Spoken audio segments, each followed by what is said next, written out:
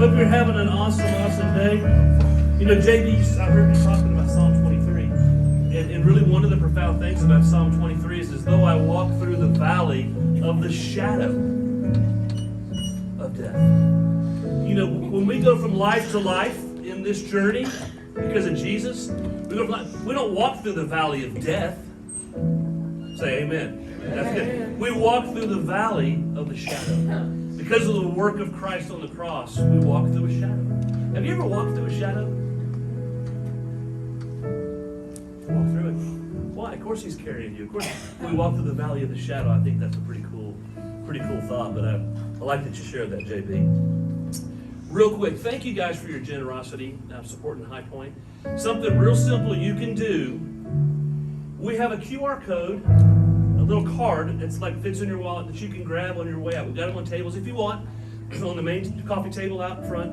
Take one of those. It's super easy to take your camera phone, for most people, not me, but super easy like you're going to take a picture of it. And a little link comes up on your phone. You just tap it. It brings you to our church website and giving. It's a secure giving thing. If you choose to give online, you can do it one time. You can just fill out, or you can make it reoccurring.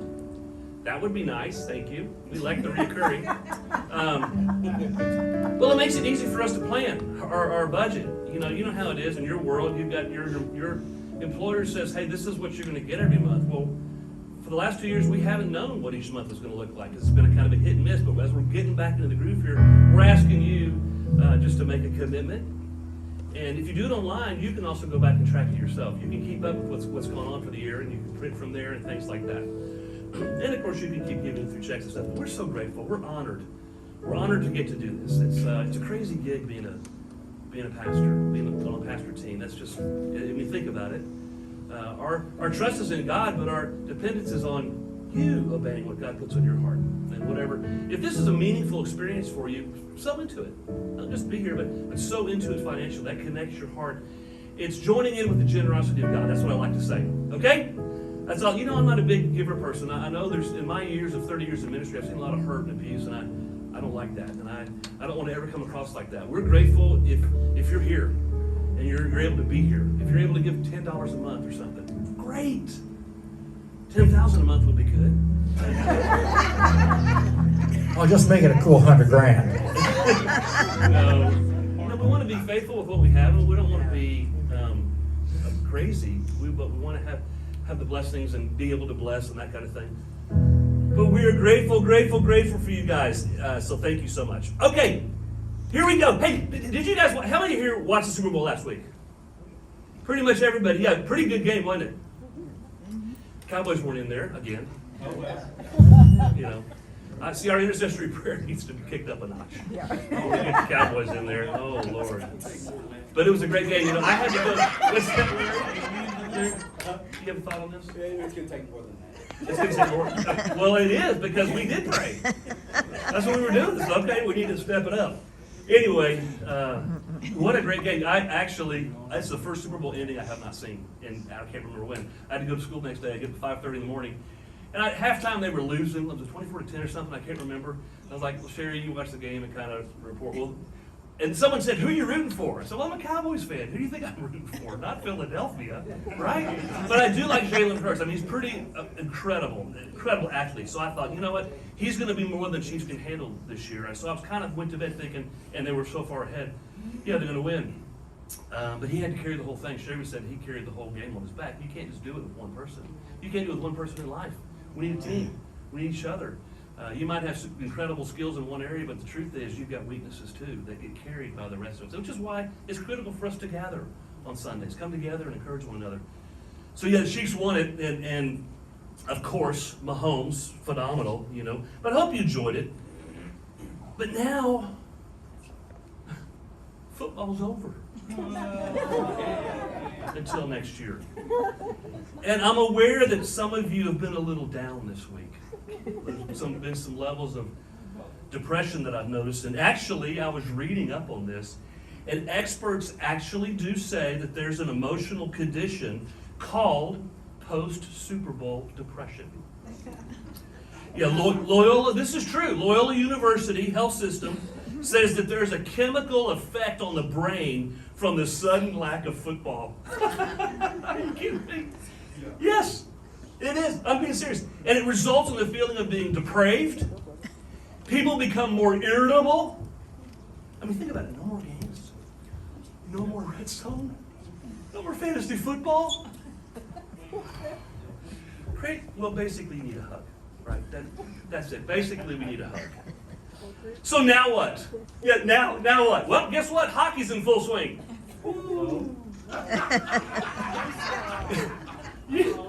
We're in the South. Now, my folks are from New England. I got relatives up there. Now, my dad moved. He was in the Air Force. He ended up in San Antonio like 60 years ago. He's 92 now. More than 60 years ago. That's where I was born, in San Antonio at Lackland Air Force Base.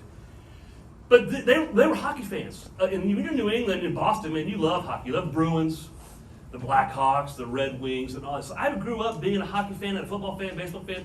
So we'd watch the hockey games. In fact, when I was about 8 years old, my dad had season tickets to the Houston Aeros. Now, not the NHL Aeros. This was the WHA. So there was a World Hockey Association. And what was so crazy, and they were famous for, is Mr. Hockey himself played on their team. You know who Mr. Hockey is? Gordie Howe. You ever heard of Gordie Howe? No. Oh, Lord. This is going to be a tough message.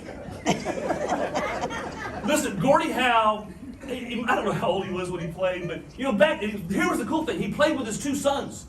The three of them on the ice together. Now, back then, you didn't wear any headgear. If you're a rookie, you had to wear a little plastic helmet.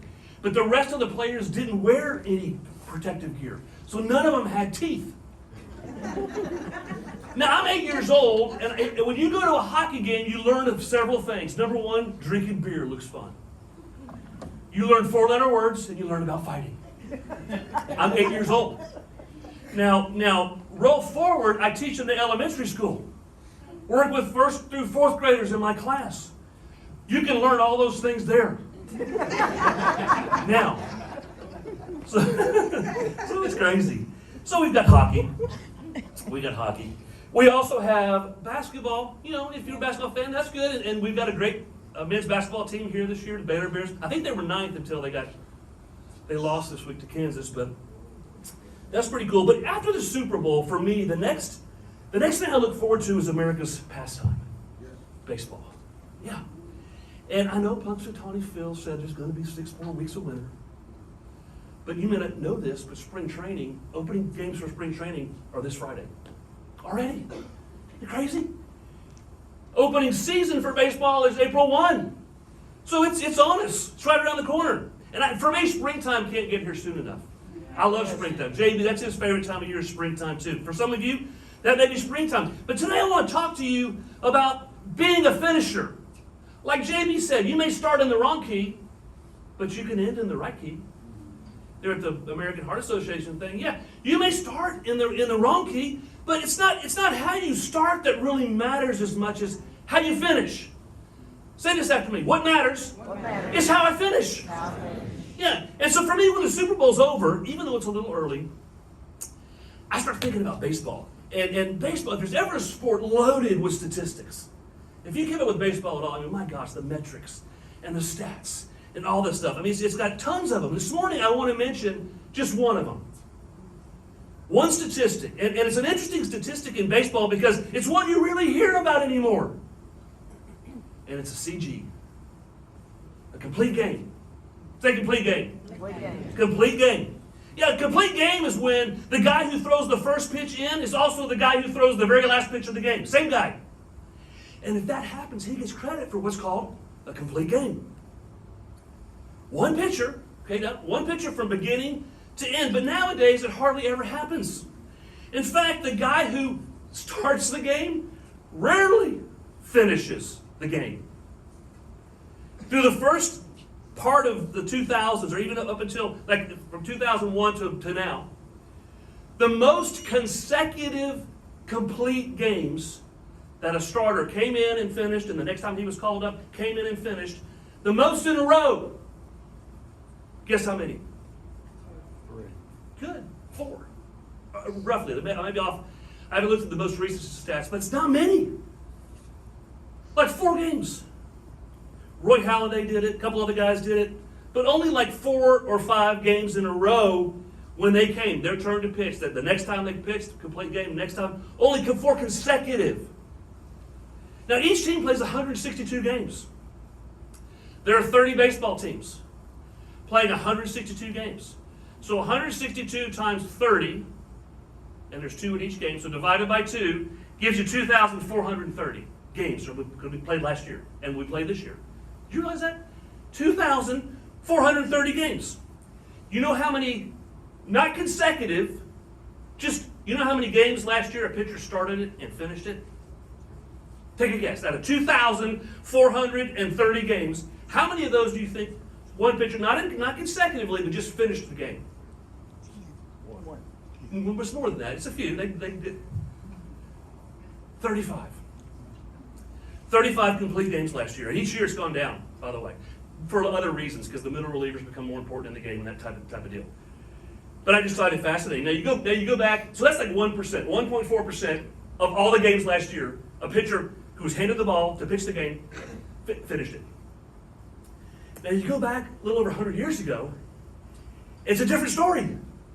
It's like in the early 1900s, what do you think the record was? Now again, I'm talking about in the first 10 years of the 1900s, not how many complete games over that time period that any pitcher did, just completed a game, but how many in a row, every time that pitcher got up. How many times do you think consecutively in his career?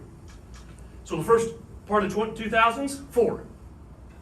So from June 20th, 1901 to August 9th, 1906, there's a guy you may have heard of, probably not. He was the pitcher for the St. Louis Cardinals. His name was Jack Taylor.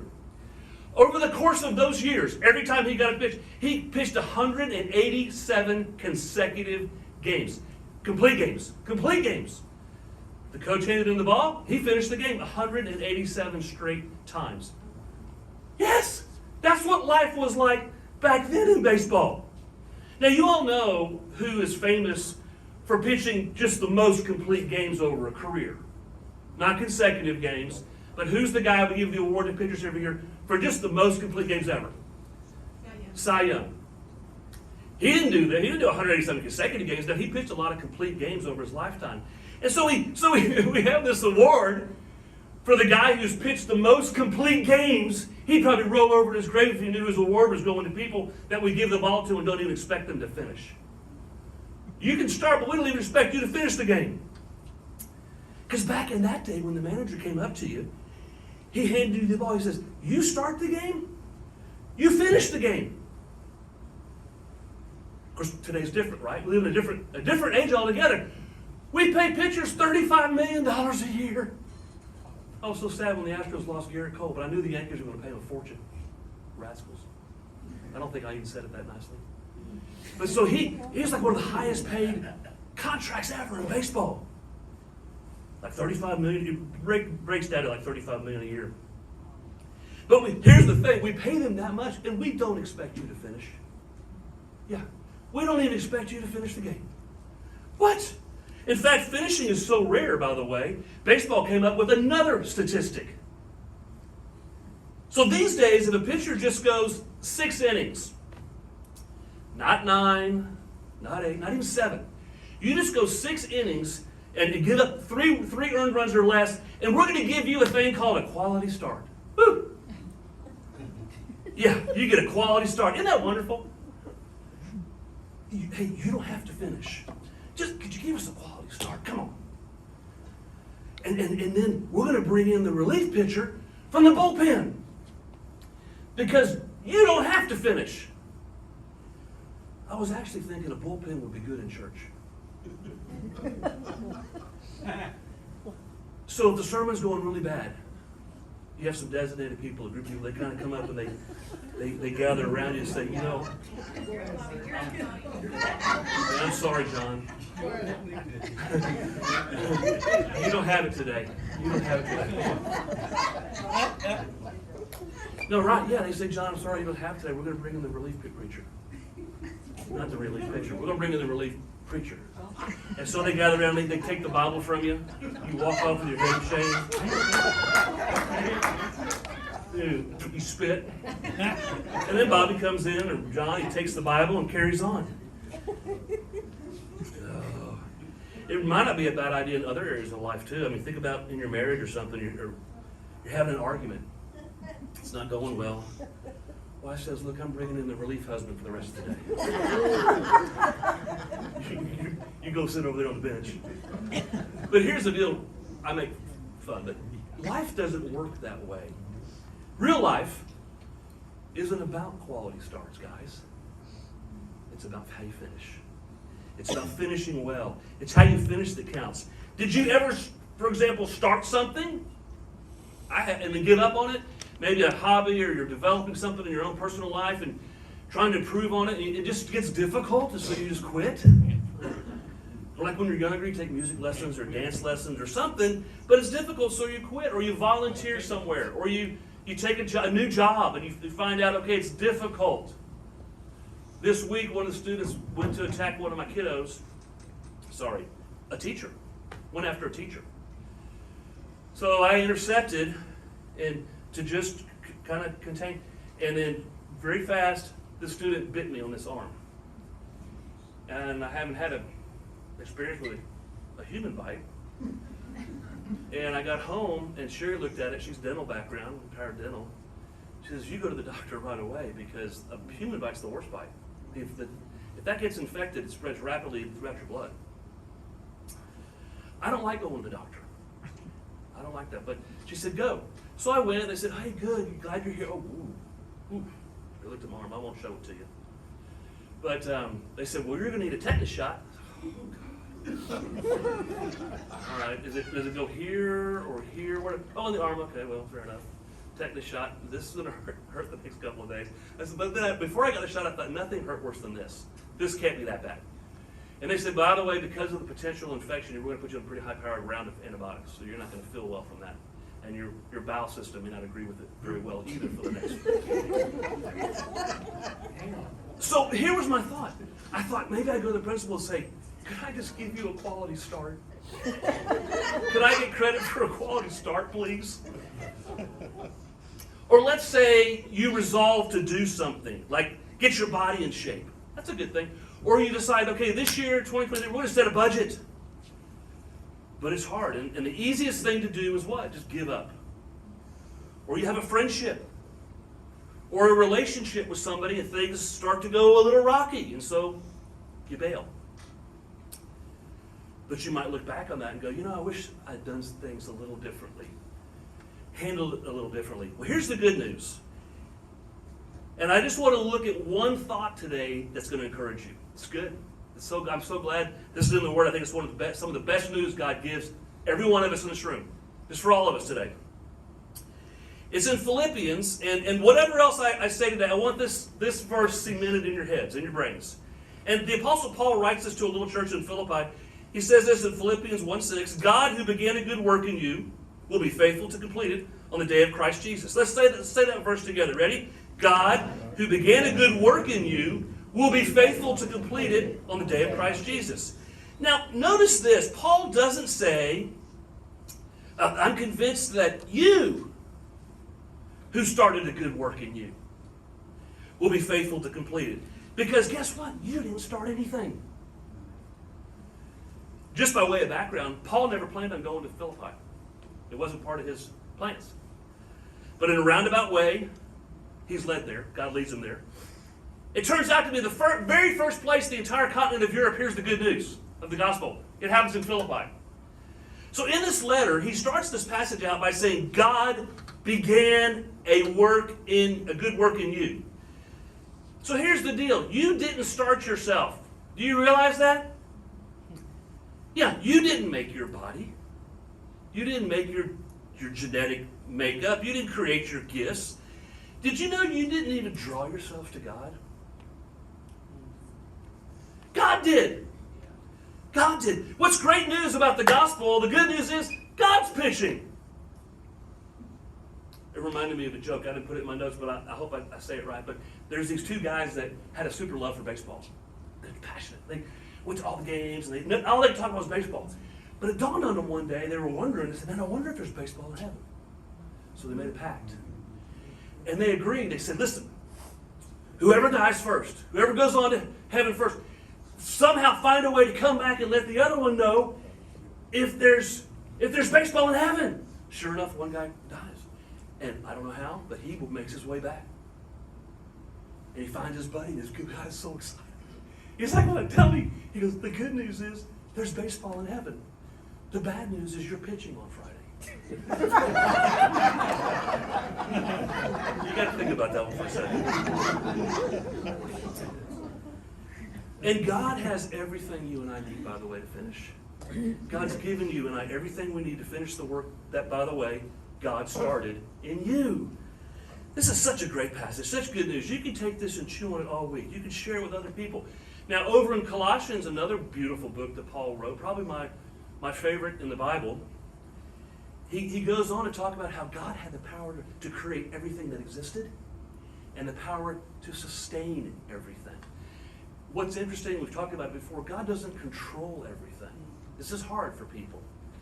And some people might call me a heretic or something, maybe if I said that.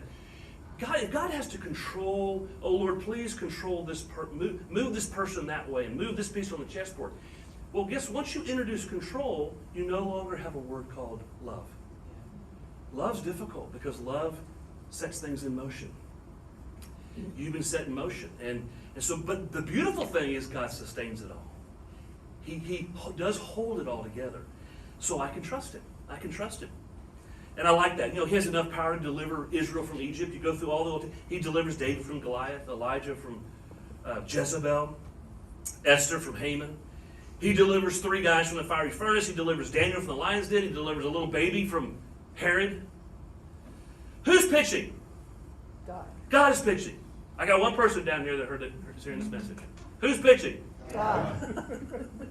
God is pitching.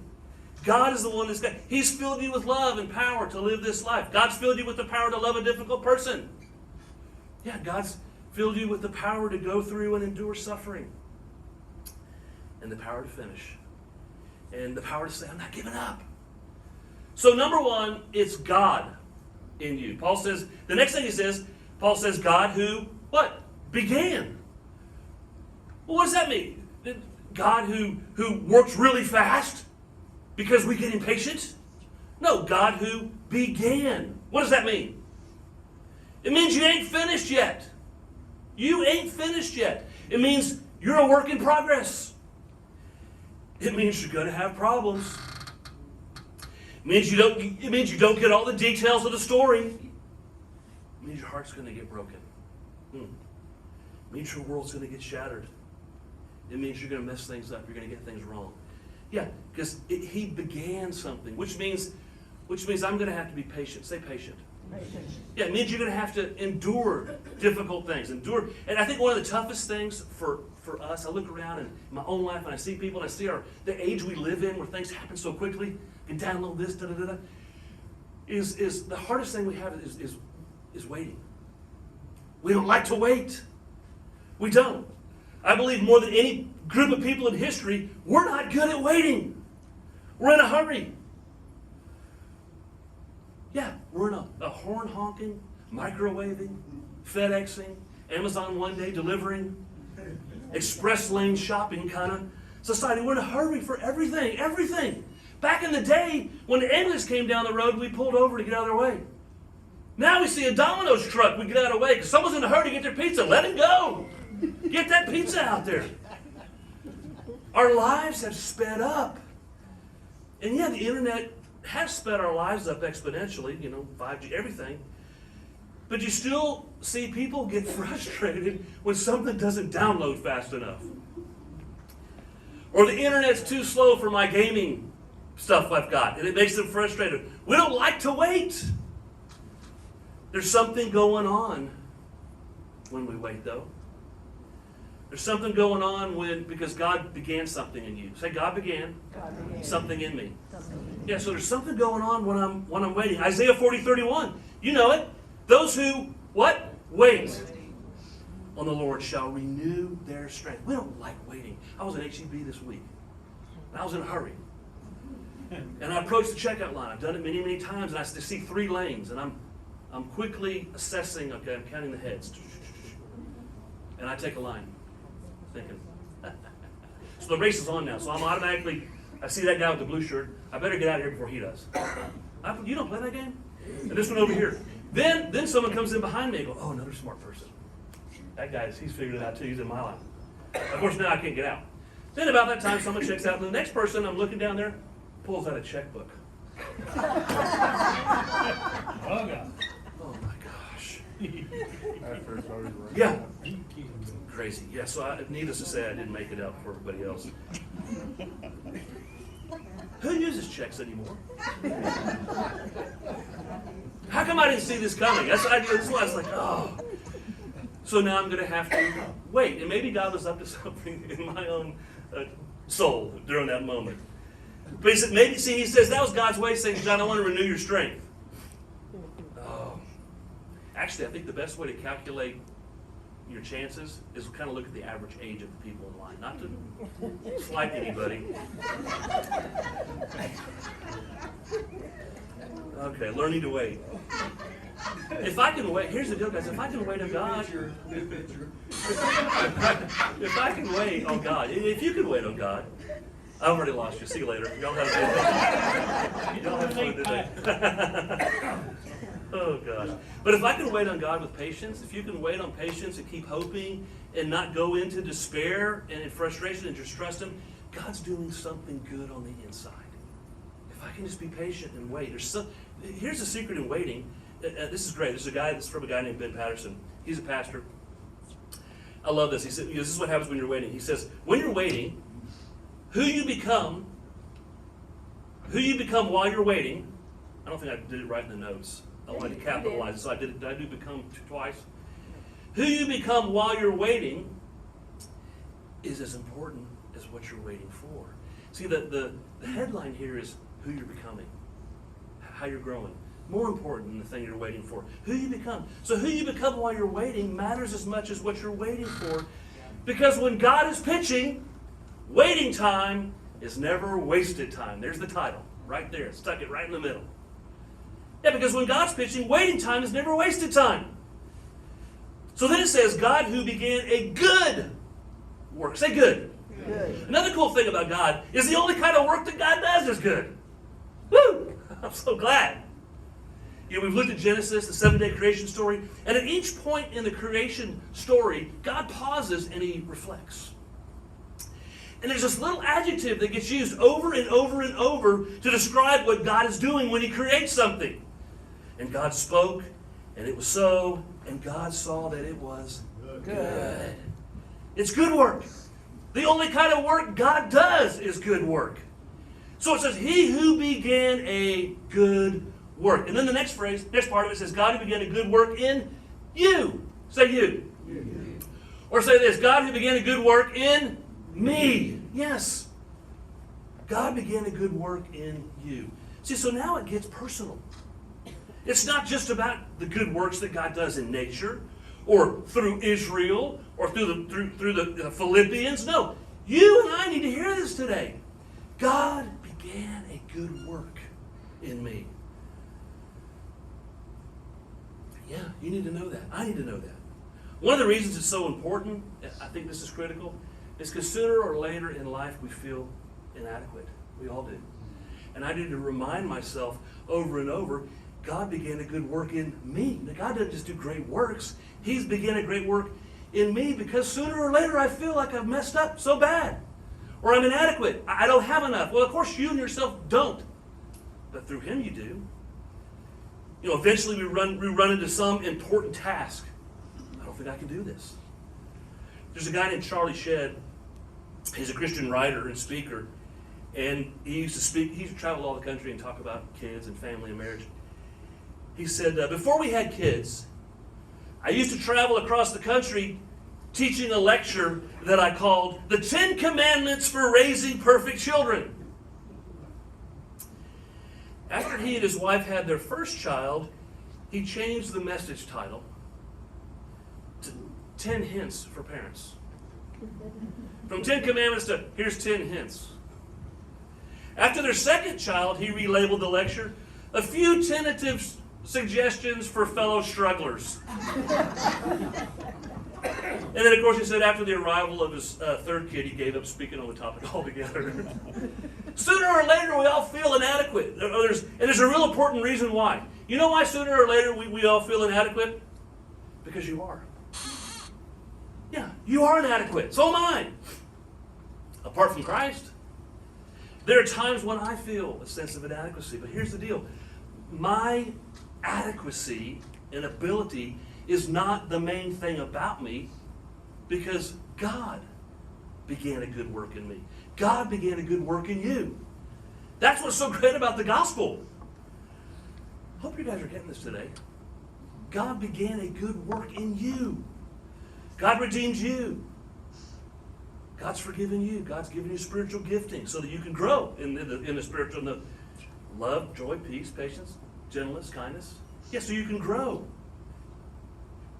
So I can have a passion to bring that to those around me. So God began a good work in you. That great work has already begun. No matter how inadequate you think you are. How bad you messed up. God started it, God will complete it. Okay, the last part. You can come on, JB.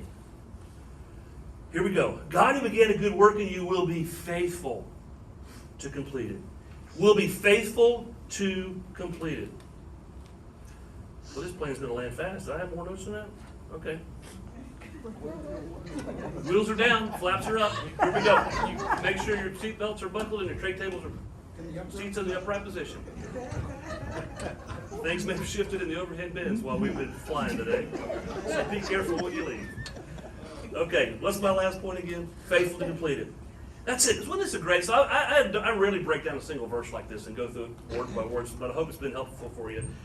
Here's what the psalmist wrote in Psalm 33, verse 4. The word of the Lord is right and true. The Lord is what? Faithful. The Lord is what? Faithful. He is faithful in all he does. He is faithful. God can't do anything else. Now, I'm not that way. Yeah, we're not that way. We start stuff all the time and don't finish. I've done it. We begin something and then get discouraged. Or we put off starting it all together. You know, we put stuff off. You ever put something off? You know what that's called? Procrastination, yeah. We procrastinate. We just put stuff off until we absolutely have to do it. The old story about the kamikaze pilot that flew 7 missions.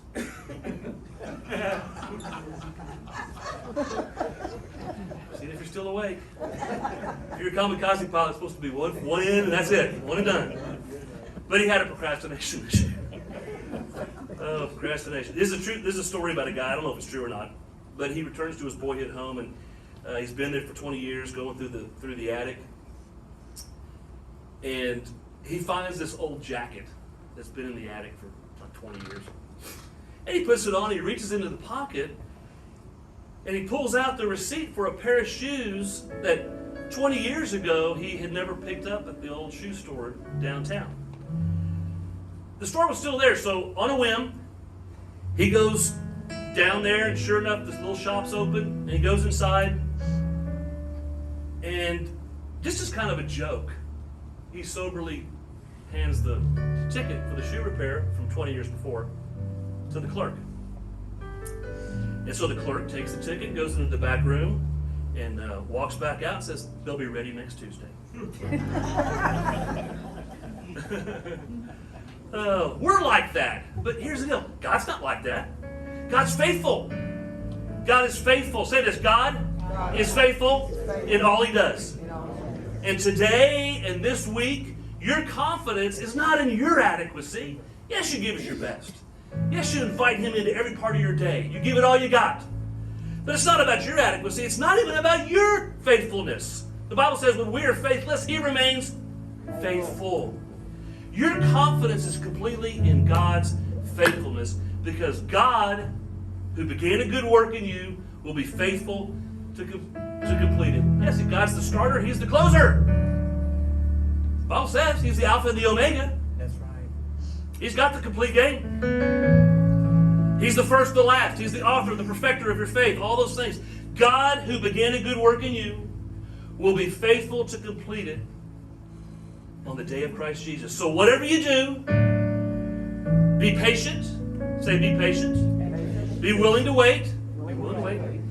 Because waiting time is never wasted time. Woo! I love this passage because it reminds me God will finish what He started. On my worst days, I can trust the faithfulness of God. And number two, whatever He started is going to be good. Love it. And one day you and I will look back on this life, which goes by so fast. And we're going to say, thank God I didn't quit. Thank God I kept going. That's what's so awesome about the gospel. I love that about the gospel. And the grace we live in is because God will faithfully complete it.